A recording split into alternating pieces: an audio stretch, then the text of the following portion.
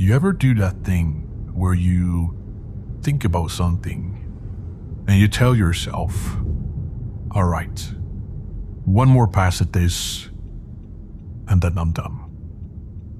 And then you do about 12 more passes.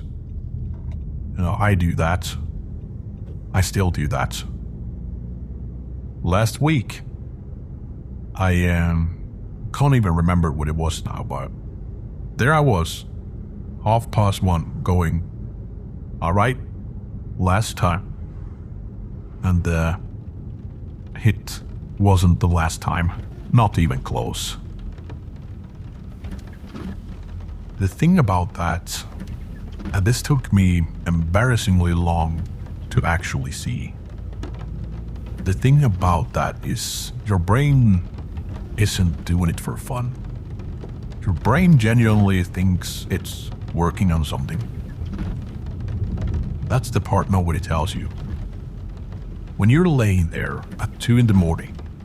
and you've turned the same little thing over 100 different ways, your brain isn't malfunctioning. It thinks it's doing its job. Thinks if I just keep going, one more angle, one more rerun of the conversation, one more imagined version of tomorrow morning, it's going to land on the version that solves it. The version that lets you finally put it down. It's intelligence. It's intelligence that's been pointed at a job it can't finish. That's the bit. The bit that took me a very long time to see. And I'm being honest, I'm not making this prettier than it was. For years, I thought I had something wrong with me. Other people seemed to fall asleep. Other people seemed to let things go. And mine wouldn't. Mine just kept going. And I figured that meant I was a bit broken in some quiet way. And I was just going to have to live with it. But that's not what's happening. That's not what overthinking is. What overthinking is when you actually sit with it. What your brain is doing in there at 2 a.m. is trying to produce certainty about something that genuinely cannot be made certain. That's it. That's the whole thing. Think about what you're actually doing. You are rehearsing a conversation that hasn't happened. Or perhaps you're replaying one that did. And you're imagining tomorrow. You're trying to figure out what somebody meant by something they said. And your brain is going through it. And it's going through it because it wants to land on the version that gives you resolution. It wants you to be able to say, all right, I know now. I know how this goes. I know what they meant. I know what I'll say. And I know what will happen. Okay, now I can rest.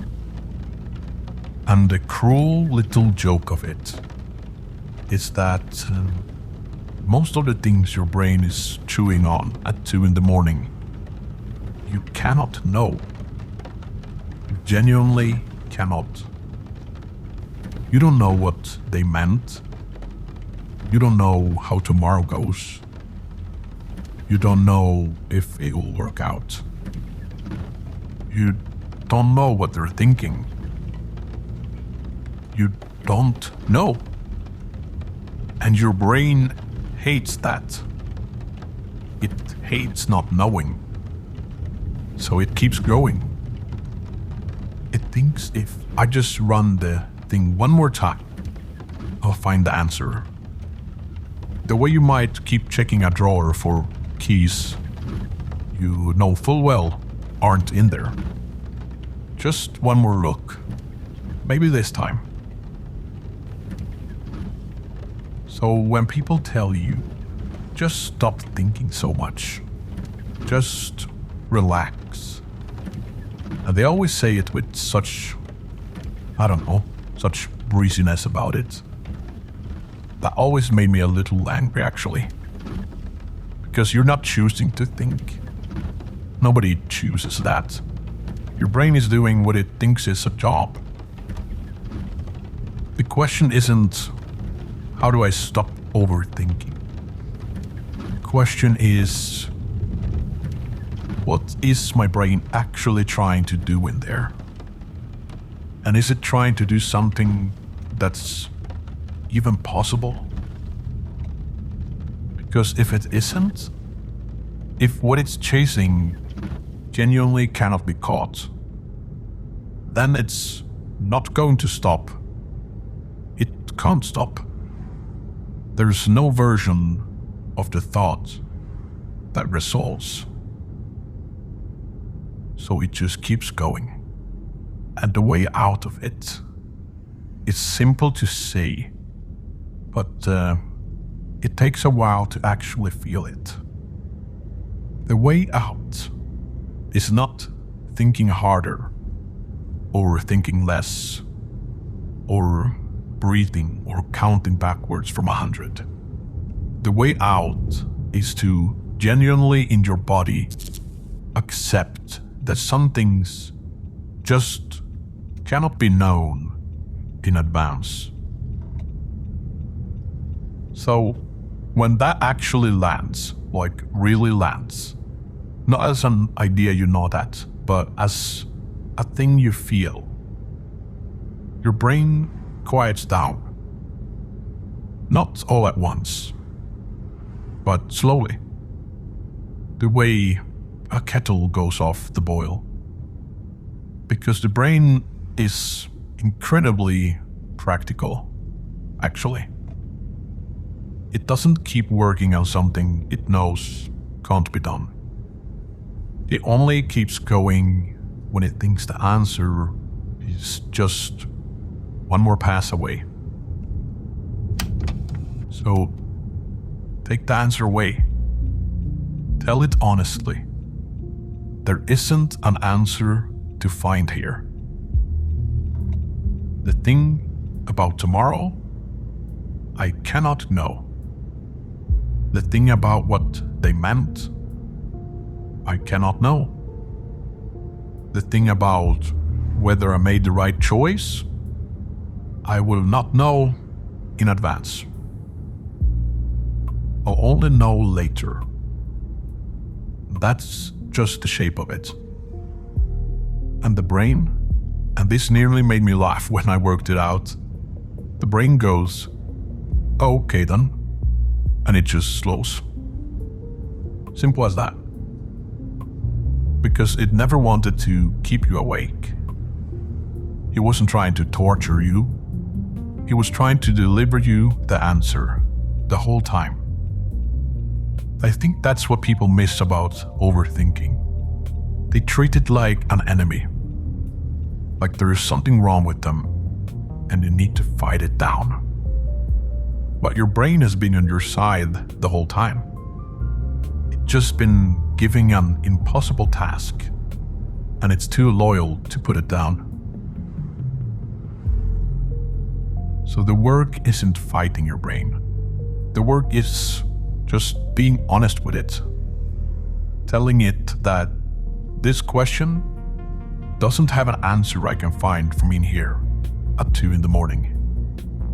The answer isn't hiding from me. There's just no answer yet. And the funny thing, I notice this in myself now, when I genuinely tell myself, yeah, I don't know how this goes. I'm not going to know until I know. The thinking gets quieter almost immediately. Not because I made it quiet, but because there's nothing for it to do. It's almost like, you know, when you search something on a computer, you ask it to find a file. It just keeps searching forever unless somebody tells it the file isn't there. And then it stops. It just stops. Because the search has been called off. So your brain at night is searching for a file that doesn't exist yet. So tell it honestly. There's no file. I can't know this from here. I'll find out when I find out. And the thing nobody really tells you, the thing I want you to hear, if you don't hear anything else, you're not bad at this because you overthink. You overthink because you're someone who takes things seriously. Because you actually care how things go. Because you have a mind that wants to understand. That's not a bad thing. That's a beautiful thing. Pointed at the wrong job. The job it can do. Paying attention. Noticing things. Understanding people. And carrying. That mind is a gift. A really beautiful gift. And the job it can't do is simply knowing tomorrow before tomorrow has happened. Nobody can do that. Not the calmest person you know. Not the wisest person you know. They just stopped asking. And that's the whole quiet secret of it. They didn't transcend. They didn't get smarter.